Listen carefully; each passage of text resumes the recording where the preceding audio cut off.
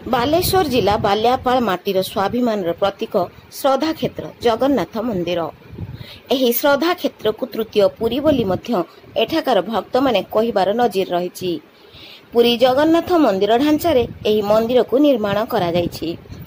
ଏଠାରେ ସିଂହଦ୍ୱାର, 22 ପାହାଚ, ଭୋଗ ମଣ୍ଡପ, ରୋଷେଇଶାଳ, ଗରୁଡ଼ ସ୍ତମ୍ଭ ଏବଂ କାର୍ଯ୍ୟାଳୟ ମଧ୍ୟ ରହିଛି। 1980 ମସିହା ତତ୍କାଳୀନ ବିଧାୟକ ସ୍ୱର୍ଗତ ଜୟନାରାୟଣ ମହାନ୍ତିଙ୍କ ପ୍ରଚେଷ୍ଟା ଏବଂ ଏହି ଅଞ୍ଚଳର ବରେଣ୍ୟ ବ୍ୟକ୍ତିଙ୍କ ସହାୟତାରେ ଶ୍ରଦ୍ଧାକ୍ଷେତ୍ର ସ୍ଥାପନ କରାଯାଇଥିଲା। ସେହି ଦିନଠାରୁ 3ଟି ରଥରେ ପ୍ରଭୁଙ୍କ ରଥଯାତ୍ରା ଅନୁଷ୍ଠିତ ହୋଇଆସୁଛି। ଶ୍ରଦ୍ଧାକ୍ଷେତ୍ରର ଅନତି ଦୂରରେ ଗୁଣ୍ଡିଚା ମନ୍ଦିର।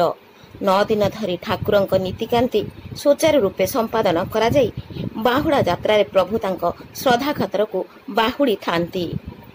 ସ୍ୱର୍ଗତ ଜୟନାରାୟଣ ମହାନ୍ତି ଦୀର୍ଘ ଦିନରୁ ଛେରା ପହଁରା କରି ଆସୁଥିଲେ। ମାତ୍ର ଗତ ବର୍ଷ ତାଙ୍କର ଦେହାନ୍ତ ପରେ ତାଙ୍କର ବଡ଼ ଭାଇ ଜଗନ୍ନାଥ ମହାନ୍ତି ଏହି ଛେରା ପହଁରା କାର୍ଯ୍ୟକୁ ସୁଚାରୁ ରୂପେ ତୁଲାଇଥିଲେ। କମିଟିର ସଭାପତି ଜଗନ୍ନାଥ ମହାନ୍ତି, ସମ୍ପାଦକ ବ୍ରଜକିଶୋର ଭୂୟାଁ ପ୍ରମୁଖ ଉପସ୍ଥିତ ରହି ଏହି ବାହୁଡ଼ା ଯାତ୍ରାରେ ସହଯୋଗ କରିଥିଲେ। ବାଲିଆପାଳରୁ ଭୀଷ୍ମଚରଣ ମଲ୍ଲିକଙ୍କ ରିପୋର୍ଟ, ମୋବାଇଲ ଟିଭି।